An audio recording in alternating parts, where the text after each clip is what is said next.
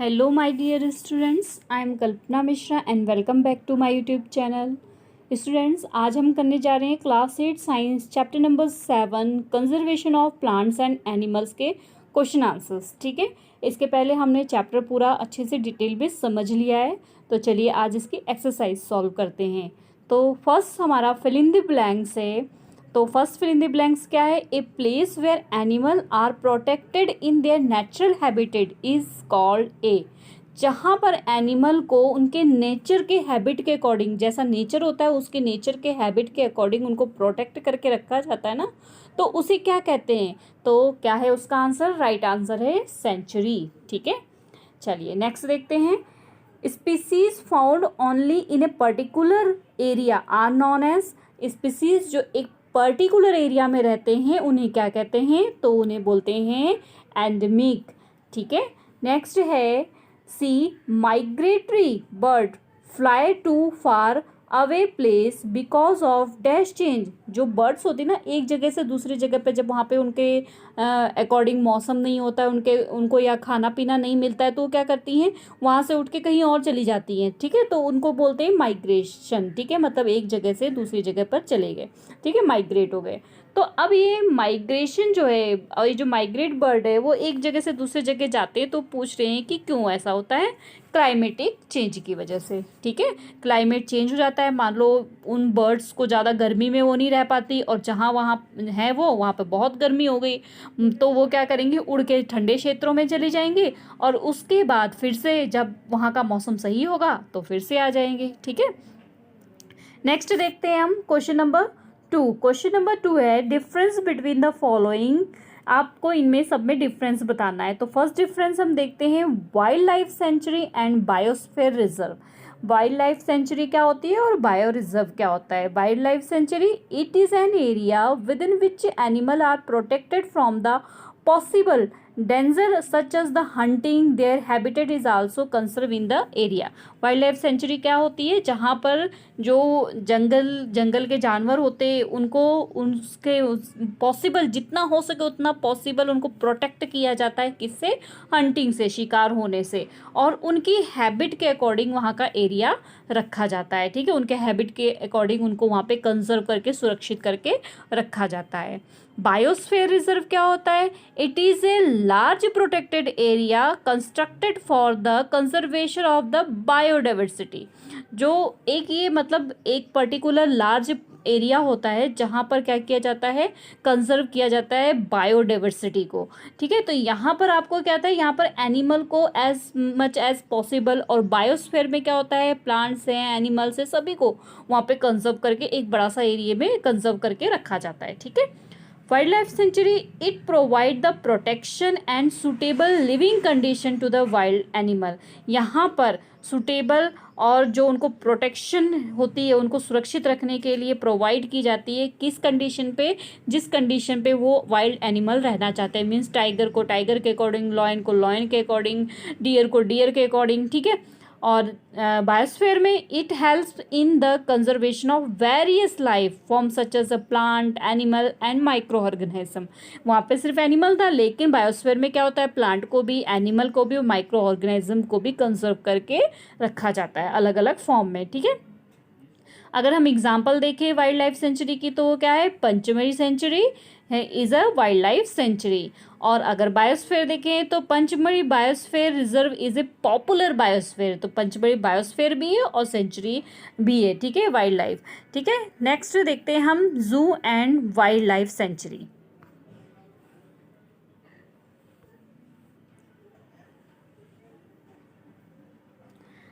It is A facility in which animal are kept for public exhibition। देखो यहाँ पर facility, जू जो होती है ना, एक तरीके से एक फैसिलिटी होती है जहाँ पर एनिमल को रखा जाता है पब्लिक को दिखाने के लिए, एग्जीबिशन दिखाने के लिए। मीन्स लोग आते हैं, घूमते फिरते देखते हैं अलग अलग तरीके के जानवर। ठीक है, उसके बाद it is an area with which animal are protected from the possible danger such as the hunting, their habit also conserve in the area। और यहाँ पर क्या किया जाता है, एनिमल को प्रोटेक्ट करके रखा जाता है एज पॉसिबल, किसी भी डेंजर से, शिकारियों से बचने के लिए, ठीक है, जो हंटिंग करते हैं ना, जो शिकार करते हैं उनसे बचाने के लिए, और इनकी हैबिट के अकॉर्डिंग इनको यहाँ पे बड़ा सा एरिया दिया जाता है और सुरक्षित रखा जाता है, ठीक है। अब जो जू होता है वहाँ पे it is an artificial habit, मतलब एक उनका आर्टिफिशियल हैबिट बनाया जाता है, मीन्स लॉयन को उसकी तरीके का हैबिट दिया जाता है कि वो किस एरिया में रहना चाहता है, एलिफेंट को अलग, बर्ड्स को अलग, ठीक है।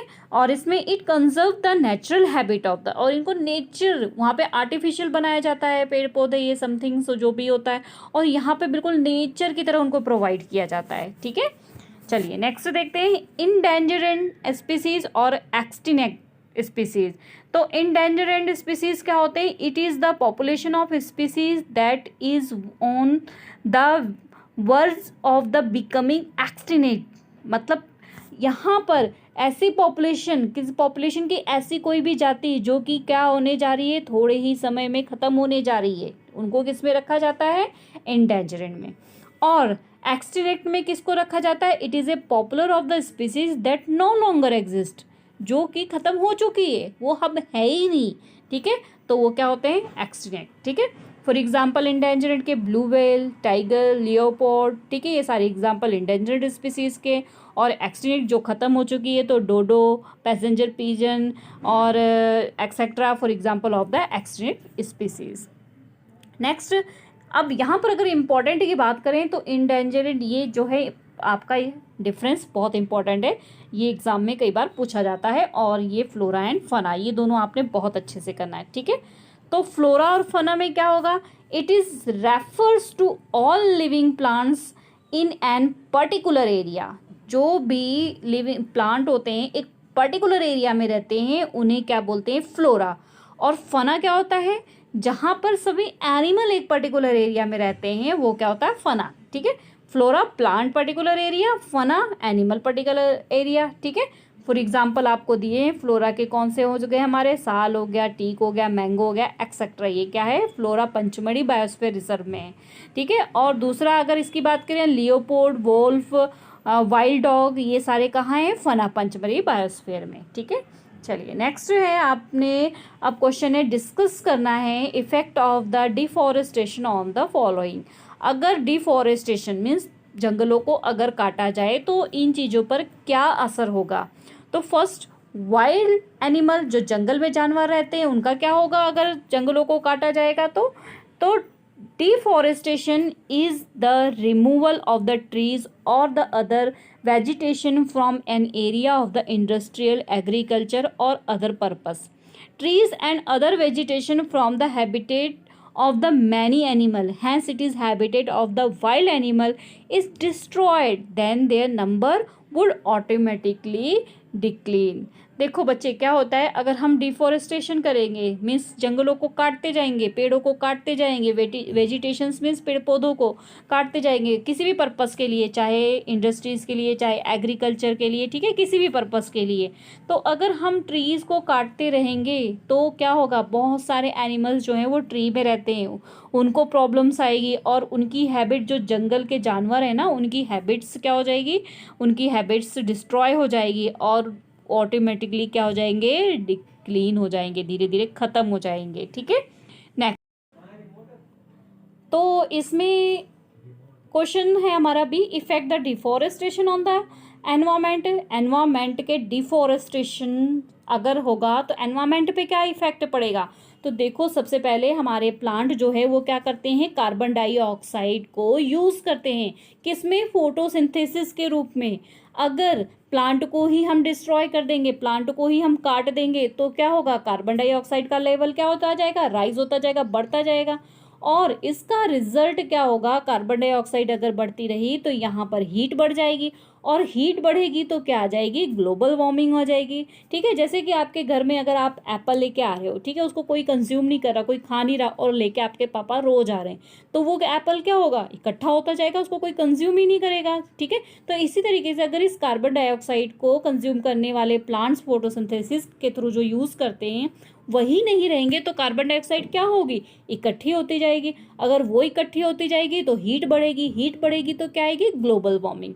और ग्लोबल वार्मिंग से क्या होगा कि ग्लोबल वार्मिंग होता क्या है, जैसे बड़े बड़े जहाँ ग्लेशियल होते हैं ना, जब हीट बढ़ेगी तो ग्लेशियल जो बर्फ़ के पहाड़ होंगे वो पिघलने शुरू हो जाएंगे और आसपास का एरिया जो है वो डूब जाएगा। ठीक है, तो वही चीज़ यहाँ पे दी कि अर्थ में नेचर में वाटर साइकिल भी डिस्टर्ब होगी, अगर टेम्परेचर बढ़ेगा तो वाटर साइकिल भी डिस्टर्ब होगी और इससे रेनफॉल में भी प्रॉब्लम आएगी। ठीक है, और इसकी वजह से बाढ़ भी आ सकता है और सूखा भी पड़ सकता है। ठीक है, चलिए नेक्स्ट करते हैं क्वेश्चन।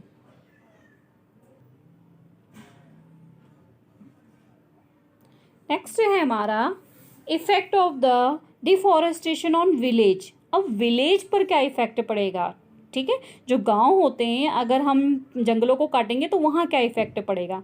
तो root of the plant hold soil, जो रूट होते हैं ना प्लांट के वो क्या करते हैं, सॉइल को होल्ड करते हैं, मिट्टी को पकड़ के रखते हैं। ठीक है, अगर एब्सेंस होंगे मतलब प्लांट्स अगर नहीं होंगे तो क्या होगा, यहाँ से हटा देते हैं, प्लांट्स अगर नहीं होंगे और टॉप लेयर जो सॉइल की है ना, जरा सी भी हवा चलेगी, थोड़ी सी भी स्पीड आएगी हवा की और थोड़ा सा भी पानी का बहाव आएगा तो उड़ के चली जाएगी।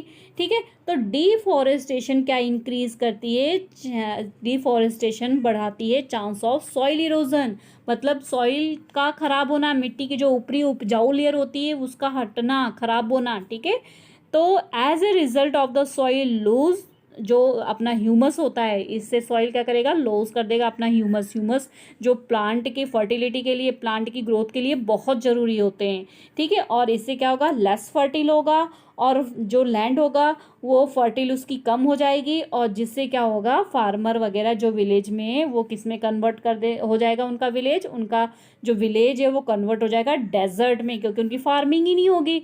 फार्मिंग नहीं होगी तो उनको सोर्सेस ऑफ फूड कहाँ से होगा। ठीक है, और अगर ऊपर से उपजाऊ सारी सारी ह्यूमस ही हट गई तो वो प्लांट कैसे उगाएंगे, वो फसलें कैसे उगाएंगे। ठीक है, चलिए नेक्स्ट। अब अगर डिफॉरेस्टेशन किया तो हमारे सिटीज़ पे क्या इफेक्ट पड़ेगा।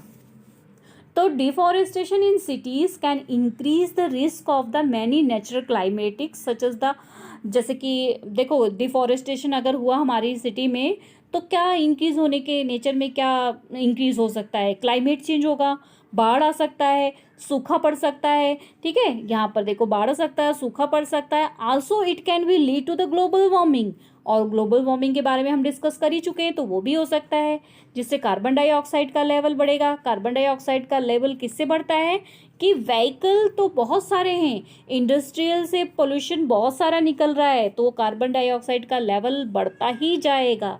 ठीक है, increase the temperature can disturb the natural water cycle, और टेम्परेचर के बढ़ने से जो नेचुरल वाटर साइकिल है वो भी क्या हो जाएगी, डिस्टर्ब हो जाएगी। ठीक है, नेक्स्ट सी पार्ट यहाँ लिखा है। ठीक है, इसका यहाँ पे ये देख लेना, effect of the deforestation on the earth.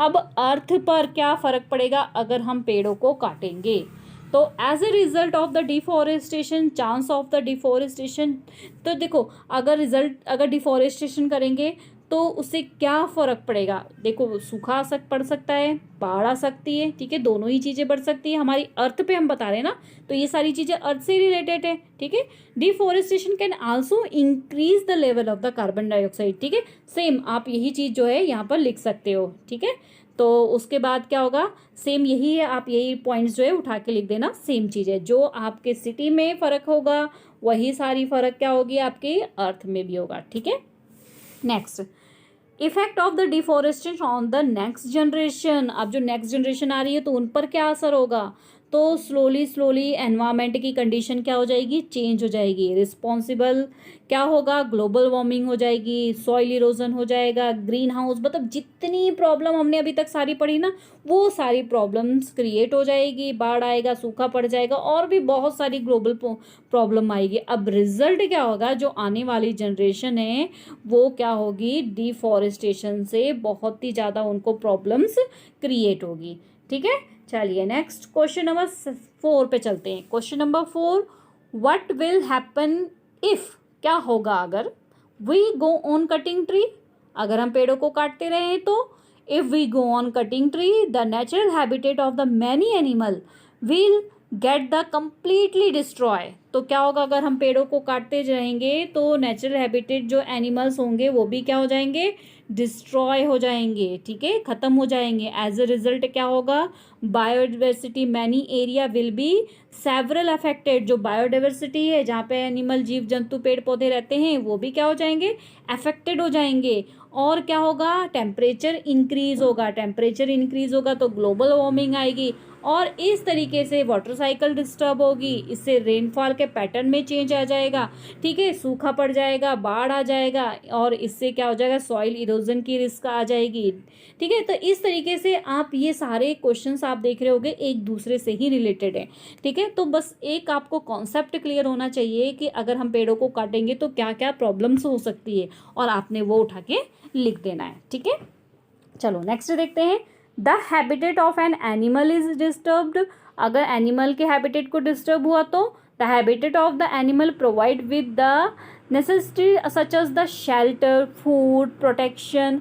If the habit of the animal is the disturb then it will be the forced to go to the other place in search of the food and shelter. The animal could get killed by the other animal in this process. देखो, अगर animal को उनके habit के according नहीं हुआ और disturbed आ गया तो एक तो वो अपने फूड और शेल्टर के लिए, अपने प्रोटेक्शन के लिए सबसे पहले क्या करेंगे, जहाँ उनको ज़रूरत पूरी होगी वहाँ भाग जाएंगे, ठीक है, चले जाएंगे।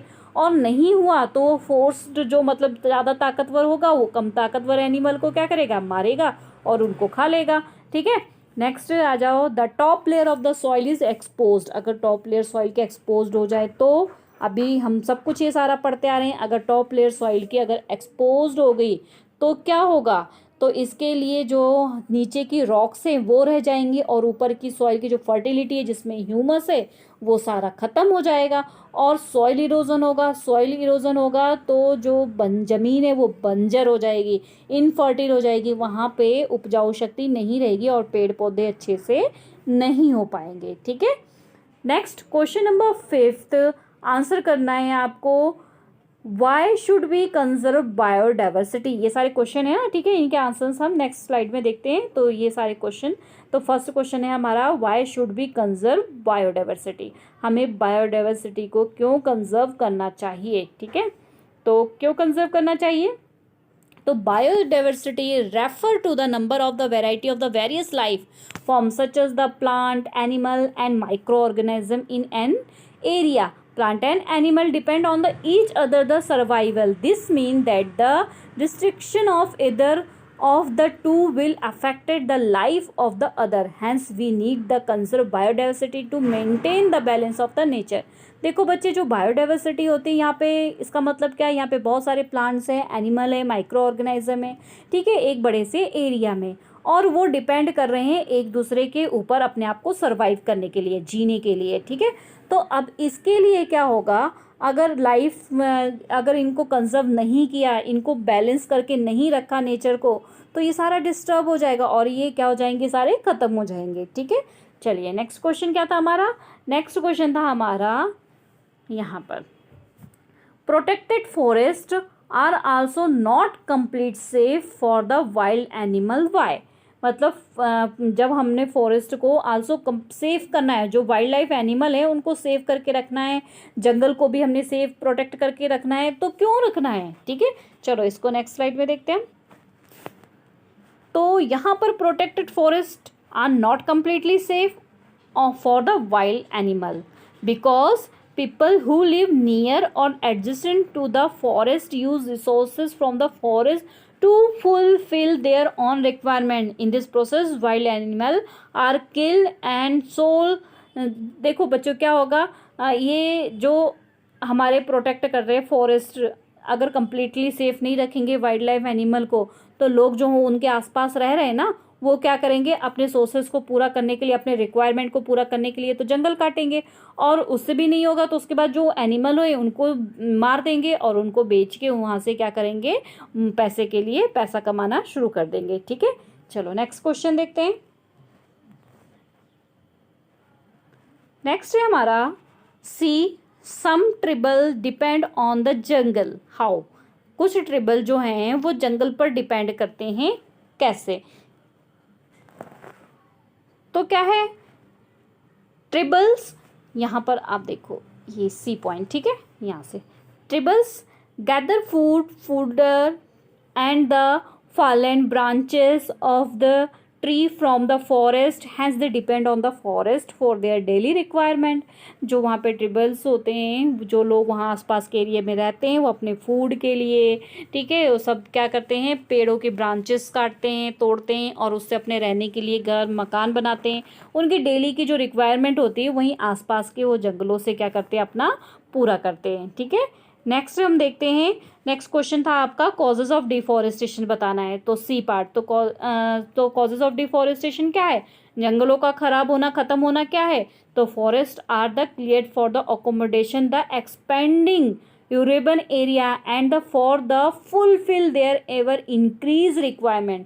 जो फॉरेस्ट होता है, ठीक है, ये क्या होता है, एक तरीके से जो पड़ता हुआ एरिया है, ठीक है, जो शहर विकसित हो रहे हैं, जो शहर एरिया विकसित हो रहे हैं, उनको विकास करने के लिए, बढ़ाने के लिए वो उस क्या कर रहे हैं, जंगलों को क्लियर करते जा रहे हैं, ठीक है। तो ये कारण है जिससे डिफॉरेस्टेशन हो रही है। नेक्स्ट है forest are the destroy clear land for the crop and cattle grazing, ठीक है, लैंड को साफ करने के लिए, क्रॉप के लिए, और कैटल ग्राजिंग में भी फॉरेस्ट क्या होते जा रहे हैं, खत्म होते जा रहे हैं। जानवरों जो चरते हैं ना, जानवर जो घास फूस खाते हैं, उसको कैटल ग्राजिंग बोलते हैं। नेक्स्ट है tree are cut down to be use for firewood, पेड़ों को काटा जा रहा है उनको लकड़ियों को जलाने के लिए, तो इसलिए क्या हो रहा है, डिफॉरेस्टेशन हो रहा है, ठीक है। अब कंक्लूजन ऑफ द डिफॉरेस्टेशन क्या है, कि अगर डिफॉरेस्टेशन होगा तो क्या क्या प्रॉब्लम्स होगी, तो सॉइल इरोजन होगी, लॉस होगा हमारा बायोडाइवर्सिटी का, ठीक है, और बाढ़ आएगी, सूखा होगा, क्लाइमेट चेंज होगा, ग्लोबल वार्मिंग आएगी, ठीक है, डिस्टर्बन ऑफ द क्या हो जाएगा, वाटर साइकिल हमारी पूरी तरीके से डिस्टर्ब्ड हो जाएगी, ठीक है। चलिए नेक्स्ट क्वेश्चन है what is red data book, ठीक है, तो ये इसका आंसर है ई, यहाँ पर हम करेंगे रेड डाटा बुक, ठीक है। Red data book is most important question, इस चैप्टर का बहुत इंपॉर्टेंट क्वेश्चन है। ये क्वेश्चन किसी ना किसी तरीके से आपसे एग्जाम में जरूर पूछा जाएगा, ठीक है।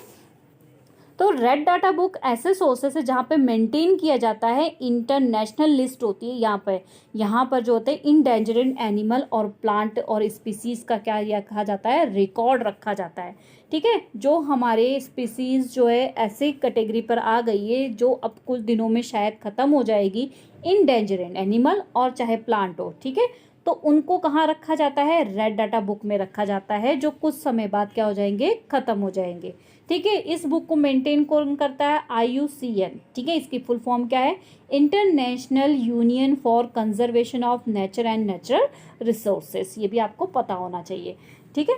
ये भी बहुत इंपॉर्टेंट क्वेश्चन है। और नीचे नेक्स्ट क्वेश्चन माइग्रेशन, ये भी बहुत इंपॉर्टेंट क्वेश्चन है, इसको भी आपने बहुत अच्छे से करना है, ठीक है। तो migration refer to the movement of the organism और a group of the organism from its nature and habitat to another place at a particular time every year। organism migrate from one place to another to avoid the inhabitable climatic condition of for breeding. देखो क्या होता है, climatic कोई change होता है ना, तो उस क्लाइमेटिक चेंज के लिए क्या करते हैं, चाहे पक्षी हो, चाहे वो ह्यूमन बीइंग्स हो, ठीक है, या कोई भी हो, वो क्या करते हैं, उस चेंज से अपने पर्टिकुलर एरिया से हटके किसी और एरिया में चले जाते हैं और फिर वहाँ पर रहते हैं, अपना मतलब ब्रीडिंग भी करते हैं, मतलब बेबीज़ होते हैं, और फिर जब उनका एरिया मतलब कंफर्टेबल हो जाता है, उनके रहने योग्य हो जाता है, उनको कोई प्रॉब्लम नहीं होती, तो फिर से वो अपने एरिया में वापस आ जाते हैं, ठीक है। नेक्स्ट क्वेश्चन नंबर 6 क्या है, in order of the meet the ever increasing demand in the factory and for shelter tree are being continuously cut. तो क्या हो रहा है, फैक्ट्री की डिमांड पर, ठीक है, क्या हो रहा है, धीरे धीरे पेड़ों को क्या करा जा रहा है, काटा जा रहा है। Is it justified to cut tree for such project and discuss the proper brief report. तो क्या ये सही है पेड़ों को इस तरीके से काटना, तो इसको डिस्कस करना है, इसकी रिपोर्ट तैयार करनी है। तो ये तो आप वैसे अपने सेल्फ भी कर सकते हो, पर चलो मैं यहाँ पर थोड़ा सा बता देती हूँ आपको कि no, it is not all the justified to cut tree to meet the ever increasing demand of the human population. ठीक है, ये सही नहीं है कि हम अपनी पॉपुलेशन जो इंक्रीज हो रही है इसकी डिमांड को पूरा करने के लिए पेड़ों को काटें। Forest are the habit of the survival organism include wild animal. They provide us with good quality air as they give out O2 and absorb the harmful CO2 gas. हमें पता है हमें जीव जंतुओं को ऑक्सीजन की ज़रूरत है अपनी हैबिट के लिए, तो ये क्या करते हैं प्लांट पेड़ पौधे क्या करते हैं हमें ऑक्सीजन देते हैं और हार्मफुल जो कार्बन डाइऑक्साइड है उसको क्या करते हैं एब्जॉर्ब कर लेते हैं एटमॉस्फेयर से। इन द प्रोसेस, इस प्रोसेस में क्या होता है, इससे क्या होगा अगर एब्जॉर्ब करेंगे तो हीटिंग बढ़ेगी एटमॉस्फेयर की, सॉइल इरोजन होगा, नेचुरल क्लाइमेटिंग बाढ़ आएगी, ठीक है, सूखा हो पड़ेगा, सॉइल की फर्टिलिटी खत्म होगी और बायोडाइवर्सिटी कंजर्व भी नहीं हो पाएगी। ठीक है, इसलिए the cutting of the forest to meet the demand of the growing human population will lead to the global warming. अगर ह्यूमन पॉपुलेशन की ग्रोथ के लिए हम अगर जंगलों को काटते रहेंगे तो ग्लोबल वार्मिंग भी आएगी, सॉइल इरोजन भी होगा, ग्रीन हाउस भी इफेक्ट होगा, सूखा भी पड़ेगा, बाढ़ भी आएगी। सारी प्रॉब्लम को अगर हमें बैलेंस करना है तो हमें पेड़ों को कंजर्व करके, फॉरेस्ट को कंजर्व करके रखना पड़ेगा। ठीक है, next question, how are you contribute to the maintenance of green wealth of your locality? Make a list of the action to be taken by you. तो अब क्या कंट्रीब्यूशन करोगे आप ग्रीन वेल्थ के लिए अपनी लोकेलिटी के लिए, तो ये बताना है। आई कैन हेल्प, हम क्या कर सकेंगे, maintain green wealth of my locality by taking care of the plant and tree growing in around my locality. जब हमारे आसपास का जो एरिया है वहाँ पर हम प्लांट को ग्रो करेंगे और ज़्यादा से ज़्यादा क्या करेंगे, more and more tree grow करेंगे। I can also encourage the people in my locality to plant more tree by the informing them about the importance of growing tree. हम अपने आसपास के लोगों को भी बताएंगे पेड़ उगाने के लिए और उनको बताएंगे इसकी इम्पोर्टेंस क्या है। ठीक है, I can make young children aware of the effect of the deforestation has on our environment and on our planet। और हम अपने छोटे बच्चों को भी बताएंगे कि इससे अगर हम पेड़ों को डिस्टर्ब करेंगे, डिफॉरेस्टेशन करेंगे तो हमारे एनवायरनमेंट पे, हमारे प्लेनेट पे क्या इफेक्ट पड़ेगा। I can also ask them to water the planet daily, ठीक है, which will take very little और their time. I believe planting new tree is as important as taking care of the existing tree।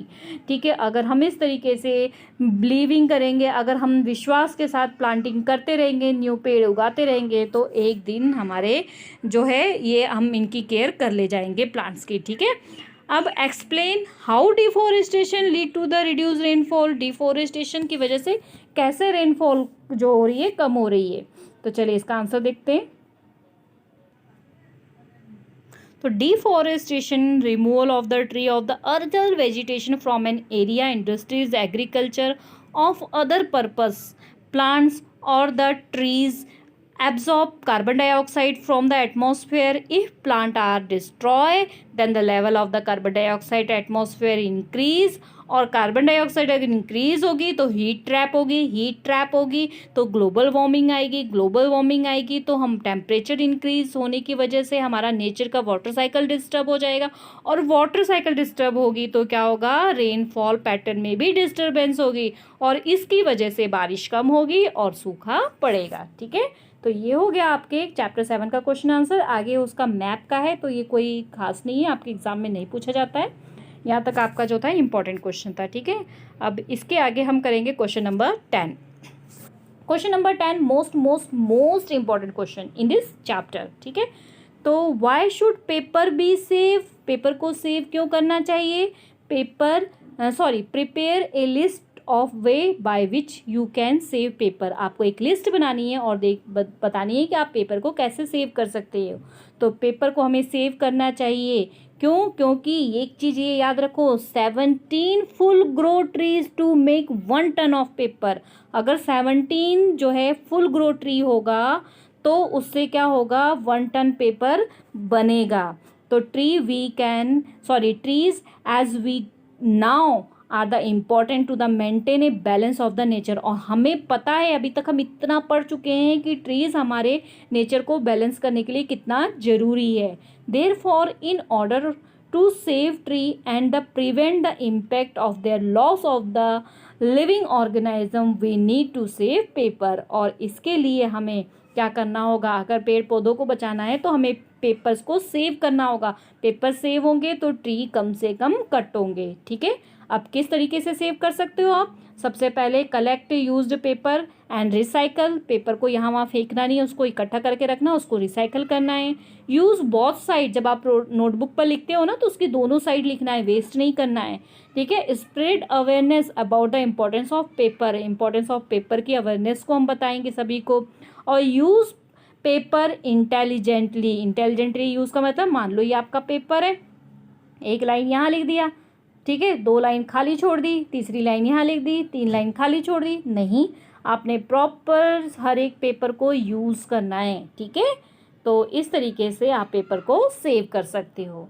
Okay students, I hope ये question answers थोड़े से ज़्यादा थे पर आपको समझ आ गए। एक बार समझ आ गए तो आप इनके आंसर्स खुद भी लिख सकते हो। आपको कुछ लर्न करने की ज़रूरत नहीं है, बस समझ लिया है कॉन्सेप्ट को और आप अपनी तरफ से इसके आंसर को बना सकते हो। ठीक है, तो बच्चों प्लीज़ वीडियो को लाइक ज़रूर कर देना, आप लोग लाइक नहीं करते। और चैनल पे अगर आप नए व्यूवर हैं तो चैनल को सब्सक्राइब करके बेल आइकन जरूर दबा देना ताकि नेक्स्ट वीडियो का नोटिफिकेशन आपके पास फटाफट पहुंच जाए। ठीक है, मिलते हैं नेक्स्ट वीडियो में, तब तक के लिए बाय बाय।